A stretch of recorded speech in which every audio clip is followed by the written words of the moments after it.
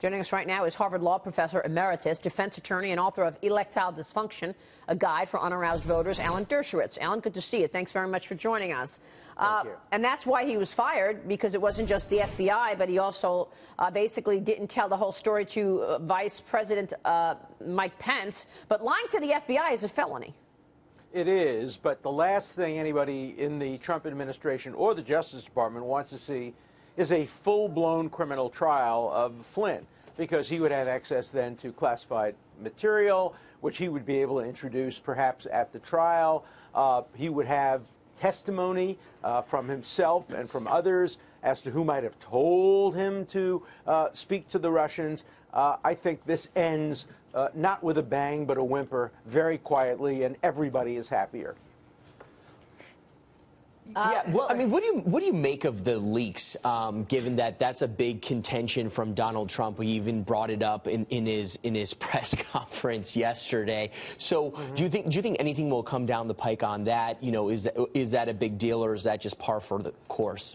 Well, it's a big deal, and he's right to focus on it. Leaks are really unacceptable in a democracy. Look, he loved leaks. He said, I love WikiLeaks, when they were leaking things about Hillary Clinton. But when you're president, you don't like leaks. And look, he's learning that our system of checks and balances goes beyond legislature, executive, and judiciary. It applies to the media as a check and balance. Holdovers from the previous administration are a check and balance. Leaks are a check and balance. He's living in a world where he is much more constrained in his activities than he learned in Civics 101 about checks and balances. Look, I got to switch gears, ask you about the potential for a new immigration executive order. We are expecting a new executive order next week on the president's travel ban. President Trump set to unveil a plan that will be tailored to the federal court's decision to pause the original order. What are you expecting to see? Do you think there is an opportunity to come out with a new executive order that will actually go through and not get affected by the courts? What do you think? Yes, and I've been urging that from day one. The minute the court came down with its decision, I said, you said that right on this program. I remember that. That's right. Yeah. And come up with a new one. He can do it. He has to make sure it doesn't apply to green card holders. It doesn't apply to people who have existing visas. And he has to frame it in a way that doesn't make it sound like it's a religious test or simply a masking of the banned Muslim. So I think he can do it. He's taking time to do it. That's a good thing. He'll get good legal advice. And I predict he will come up with a plan that will pass constitutional muster.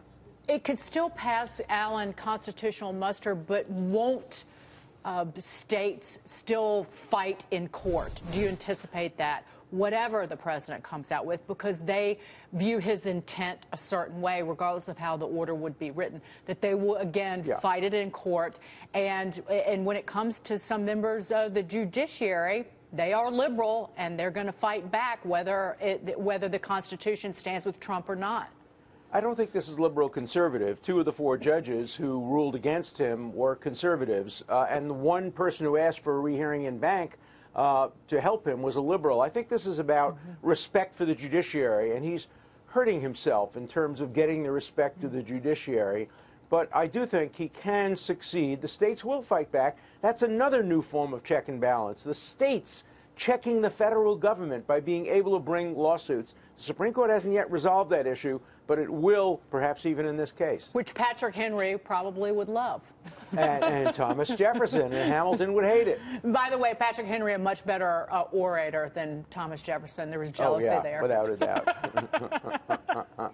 What about the Israel story? I want to get your take on the meeting with Prime Minister Benjamin Netanyahu earlier this week. They talked about numerous issues, including working toward a peace deal between Israel and the Palestinians.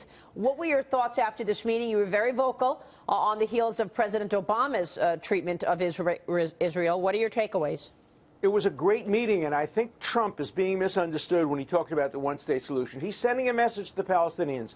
You have to earn statehood. We're not going to give it to you on a silver platter. You have to come and negotiate. I'm reminded of my mother's favorite Jewish joke. Sam prays all his life to God to win the New York lottery. On his deathbed, he rails I asked for one little thing. You didn't give me the lottery. God responds, you have to help me out a little here. Buy a ticket. And so the Palestinians haven't bought a ticket. They haven't come to the negotiating table. They haven't made compromises. They're not going to get it on a silver platter. Trump is right. The Palestinians have to earn a state. Well, I mean, it would help if they just started, you know, to stop saying they want to do away with Israel and wipe them off the map. I mean, that probably would be the first step.